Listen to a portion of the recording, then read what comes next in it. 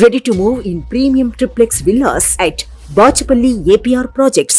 సార్వత్రిక ఎన్నికలు సమీపిస్తున్న నేపథ్యంలో తెలుగుదేశం పార్టీ తన అభ్యర్థుల మూడో జాబితాను విడుదల చేసింది. 13 మంది ఎంపీ అభ్యర్థులు, 11 మంది అసెంబ్లీ అభ్యర్థుల జాబితాను విడుదల చేసింది. కాంట్రవర్సీగా ఉన్న పెనుమూలూరు టికెట్ బోడే ప్రసాద్ దక్కించుకున్నారు.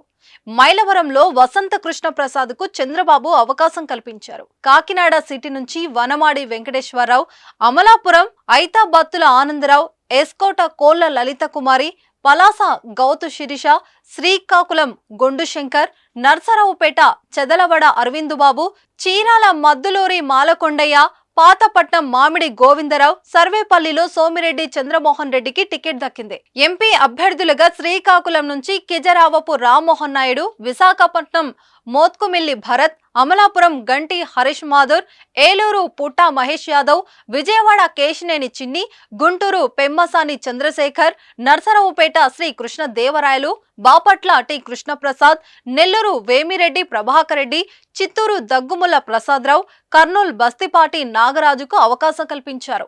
నంద్యాల ఎంపీ టికెట్ను ఇటీవల టీడీపీలో చేరిన బైరెడ్డి రాజశేఖర్ కుమార్తె శబరి దక్కించుకుంది.